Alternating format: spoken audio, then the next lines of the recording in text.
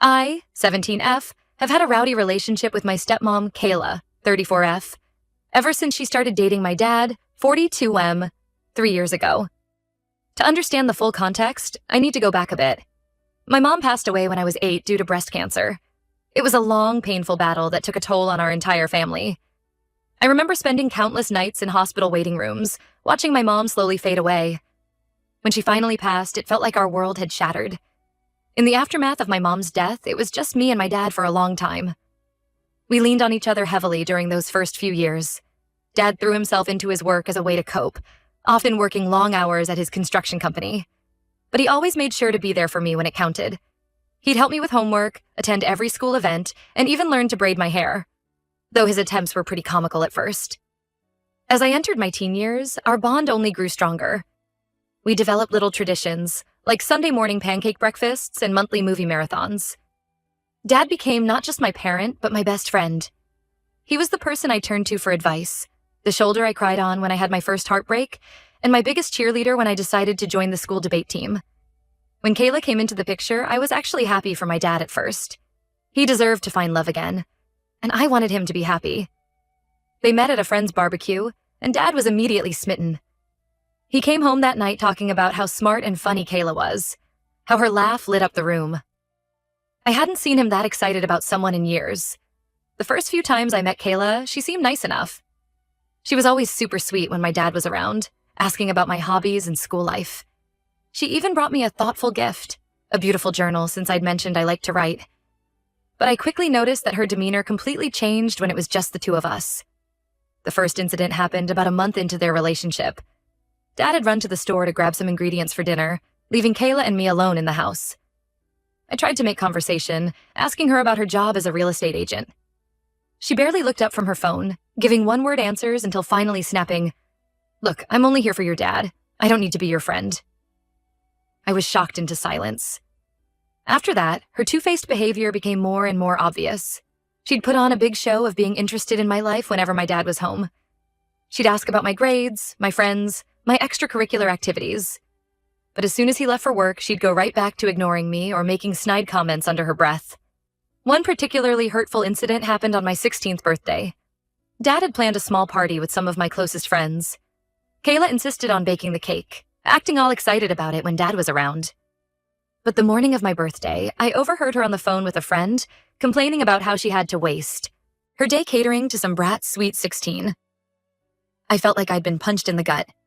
I debated telling my dad about Kayla's behavior many times. There were nights I'd lie awake, drafting conversations in my head. But every time I came close to speaking up, I'd remember how happy Dad seemed. The way his eyes lit up when he talked about Kayla. How he'd started singing in the shower again. Something he hadn't done since Mom died. I didn't want to be the reason things didn't work out.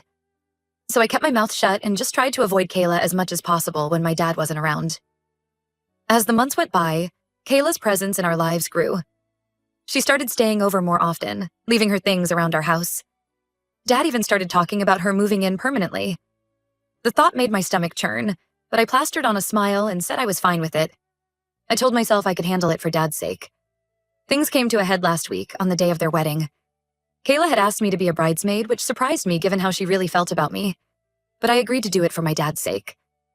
I even helped with some of the wedding planning, offering suggestions for flowers and music. Kayla would act appreciative when Dad was around, but as soon as he left the room, she'd roll her eyes and change everything I'd suggested. The morning of the wedding, I was in the bridal suite helping the other bridesmaids get ready. Kayla pulled me aside about an hour before the ceremony was set to begin. I thought maybe she wanted help with her veil or something. Instead, she dropped a bombshell on me. Kayla told me that she actually didn't want me to be part of the wedding party or even attend the ceremony at all. I was confused at first, thinking maybe there had been some kind of misunderstanding. But then she spelled it out for me in cruel detail. A few months ago, I was in a car accident. I was driving home from debate team practice when another driver ran a red light and T-boned my car. I was lucky to survive, but I was left with some pretty significant scars on my face and arms. They're still quite noticeable as they're still healing. Kayla told me that my scars would ruin her wedding photos. She said she didn't want to look back at the pictures years from now and be reminded of how disfigured I looked. She actually used that word. Disfigured. She said she was only asking me to be a bridesmaid to make my dad happy, but now she realized it was a mistake. I was absolutely stunned. I knew Kayla didn't like me, but I never imagined she would stoop so low as to exclude me from my own father's wedding because of my appearance. Something in me just snapped in that moment. All the hurt and anger I'd been holding in for years came rushing to the surface. I thought about all the times I'd bitten my tongue, all the snide comments I'd let slide, all the fake smiles I'd plastered on for my dad's sake. And for what? So this woman could stand here on her wedding day and tell me I was too ugly to be in her presence? Without even thinking, I stormed out of the bridal suite. I could hear Kayla calling after me, probably realizing she'd gone too far. But I didn't stop. I ran through the venue, mascara streaking down my face, looking for my dad. I found him in a side room, adjusting his tie in the mirror. He turned when I burst in, his face immediately filling with concern. "Honey, what's wrong?" he asked, reaching for me. And then everything just came pouring out. I told him everything. How Kayla had been treating me behind his back for years, all the two-faced behavior, and now this final cruel act of trying to ban me from the wedding because of my scars. I was sobbing so hard I could barely get the words out, but once I started, I couldn't stop. My dad listened in shocked silence, his face growing darker with each revelation. When I finally finished, he pulled me into a tight hug. "I am so sorry," he whispered, his voice thick with emotion. I had no idea. God, I'm such an idiot. What happened next is a bit of a blur. My dad immediately called off the wedding, to the shock of the guests who had already started to arrive. He told Kayla to leave and not come back. There was a lot of yelling and crying, mostly from Kayla and her family. I just sat in a corner, feeling numb. In the aftermath, Kayla has been telling anyone who will listen that I'm a lying, manipulative brat who made up stories to ruin her big day because I was jealous.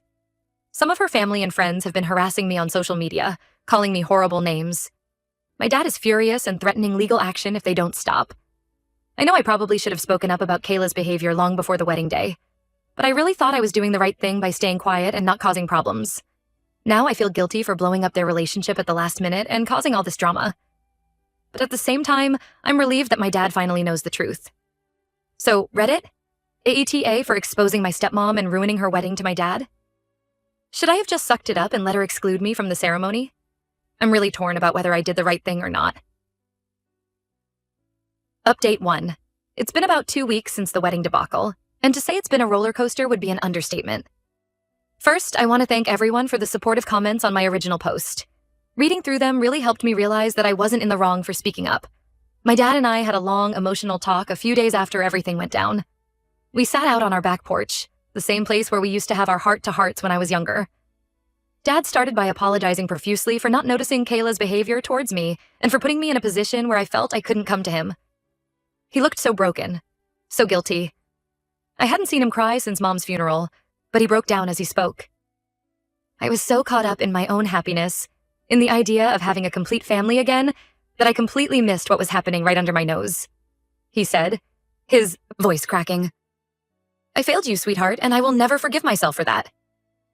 I tried to tell him it wasn't his fault, that Kayla had fooled both of us with her act. But he shook his head, insisting that as my parent, he should have been more observant, more attuned to my feelings. He told me that I'm the most important person in his life and that he'd choose me over anyone else, no questions asked. It felt really good to hear that and helped ease a lot of the guilt I'd been feeling. We talked for hours, rehashing the past 3 years and all the incidents I'd kept bottled up. Dad listened intently, asking questions and expressing his shock and anger at some of Kayla's crueler actions. He was particularly upset about the incident on my 16th birthday, saying he remembered how quiet and withdrawn I'd been that day, but had chalked it up to typical teenage moodiness.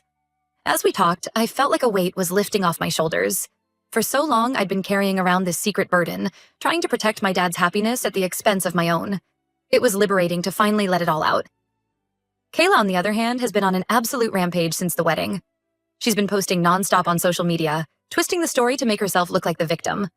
According to her posts, I am an evil, conniving little bitch who has been plotting to sabotage her relationship with my dad from day one. She claims I made up lies about her treatment of me because I was jealous and didn't want to share my dad's attention.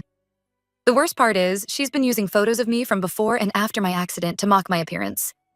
She posted side-by-side pictures with captions like, "No wonder she didn't want me to have a picture-perfect wedding," and "Would you want this monster in your family photos?" Seeing those posts was like a punch to the gut. I've struggled so much with my self-image since the accident, and Kayla's cruel words brought all those insecurities rushing back. My dad was livid when he found out about the posts. He immediately called Kayla and tore into her, threatening legal action if she didn't take everything down and stop harassing me. I've never heard him so angry. He was practically shaking with rage as he yelled into the phone.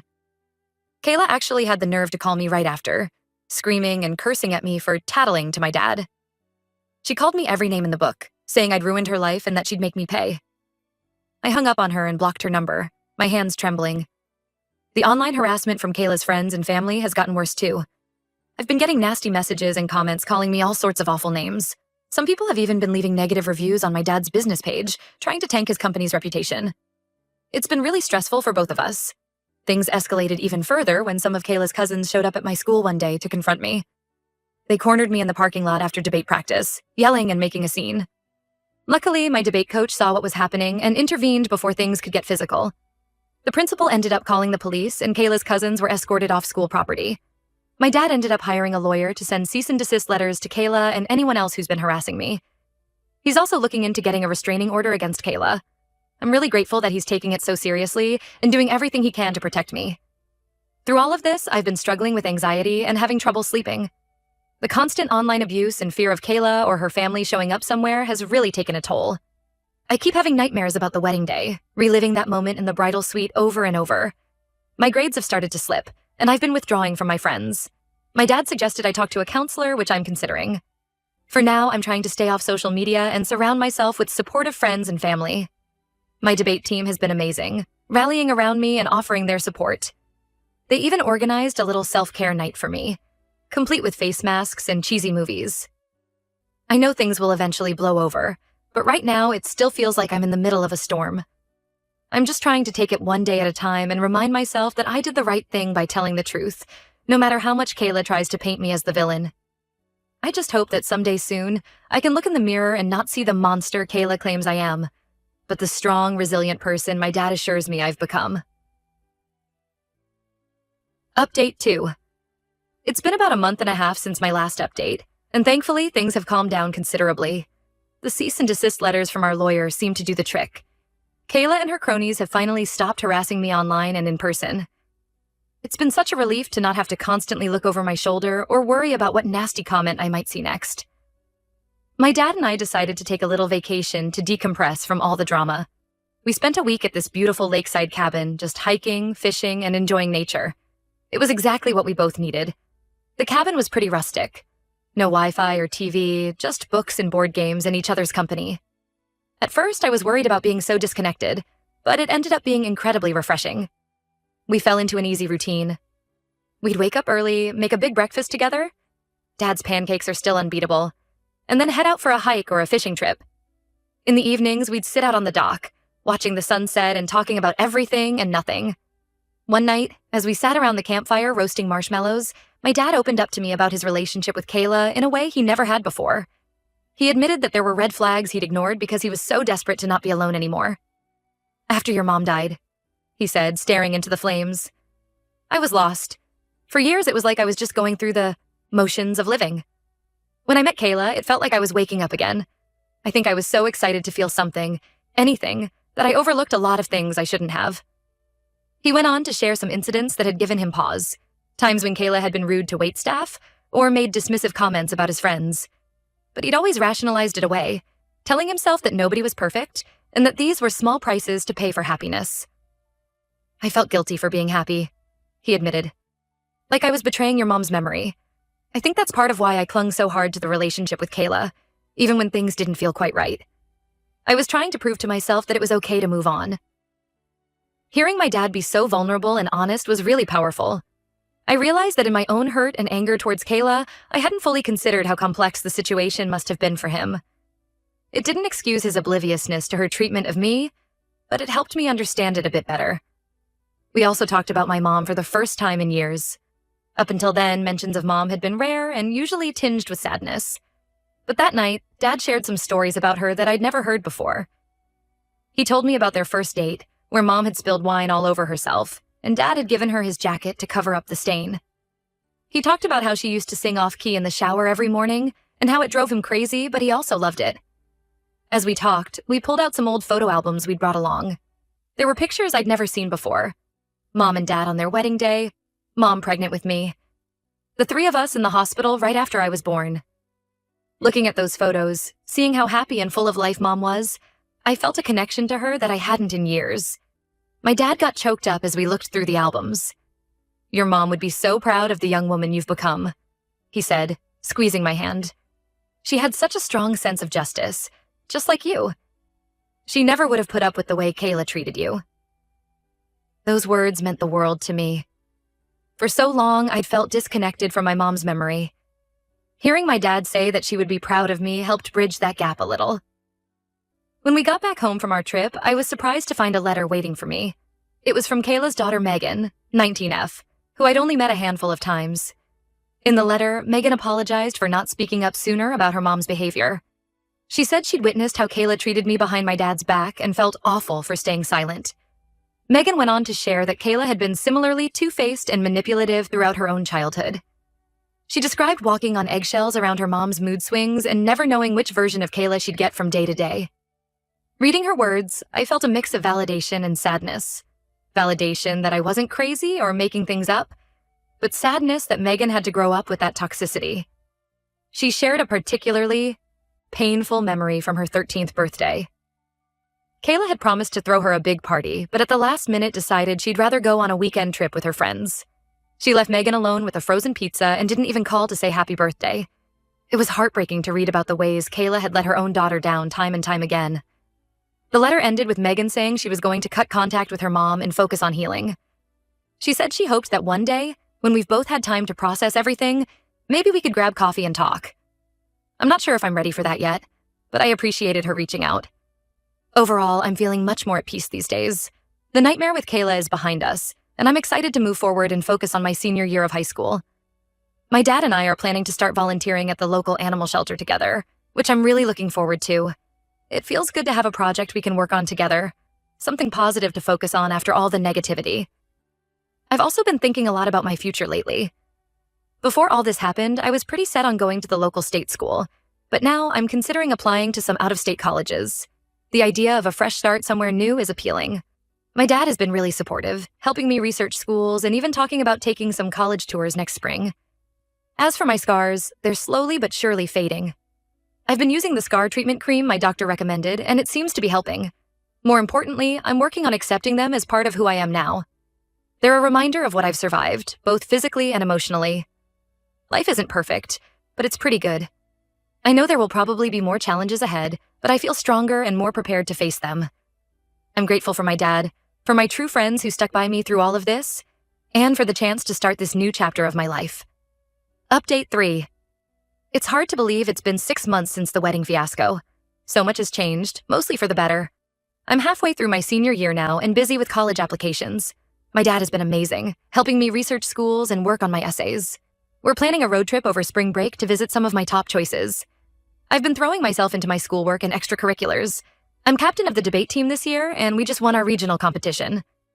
It feels good to focus on something I'm passionate about and to see my hard work paying off. My grades have bounced back too, and I'm even in the running for valedictorian. I ran into Kayla at the grocery store last week, which was awkward to say the least. I was in the produce section, picking out apples, when I heard her voice behind me. My stomach immediately knotted up. I turned around and there she was, looking nothing like the polished, put-together woman I remembered. Kayla looked terrible. Dark circles under her eyes, messy hair, ratty clothes. For a split second, I almost felt bad for her. But then she opened her mouth and started spewing venom, calling me a homewrecker and saying I'd ruined her life. She was causing such a scene that the store manager had to come over and ask her to leave. I just walked away without engaging. Later, I found out from a mutual acquaintance that Kayla lost her job and has been drowning her sorrows in alcohol. Apparently, she's been bad-mouthing me and my dad all over town, but most people have stopped taking her seriously. It's sad, but I can't bring myself to feel too much sympathy given how she treated me. On a brighter note, I've stayed in touch with Kayla's daughter, Megan. We've gotten coffee a few times and even went to a concert together last month. It's been really nice to connect with someone who understands what it was like to deal with Kayla's toxic behavior. Megan's in therapy now and working through a lot of childhood trauma. I'm proud of her for taking steps to heal. Megan shared some more stories about growing up with Kayla that made my heart ache. Like how Kayla would often forget to pick Megan up from school, leaving her waiting for hours. Or how she'd make elaborate promises about family vacations or special outings, only to back out at the last minute. It's clear that Kayla's manipulative behavior wasn't just limited to her relationship with me and my dad. My dad started dating again recently, which was weird at first. But his new girlfriend, Lisa, seems really sweet and genuine. She makes an effort to connect with me and never tries to force a mother-daughter dynamic. It's refreshing after everything with Kayla. Lisa lost her husband to cancer a few years ago, so she and my dad bonded over their shared experiences of grief and single parenthood. The first time Lisa came over for dinner, I was really nervous, but she immediately put me at ease, complimenting my debate team trophies and asking genuine questions about my college plans. She even brought over some homemade cookies, remembering that my dad had mentioned I loved snickerdoodles. It was such a small gesture, but it meant a lot. As for me, I'm feeling stronger and more confident than ever. The scars from my accident have faded significantly. I actually did a photo shoot recently for a body positivity campaign at my school. Seeing those photos and how far I've come both physically and emotionally was really powerful. I've also started opening up more to my friends about everything that happened with Kayla. For a long time, I kept it all bottled up, not wanting to burden anyone. But I'm learning that it's okay to lean on people and ask for support when I need it. My friends have been incredibly understanding and supportive. Looking back on everything that happened with Kayla, I'm glad I found the courage to speak up when I did. It was hard and messy, but ultimately it led to so much positive change in my life.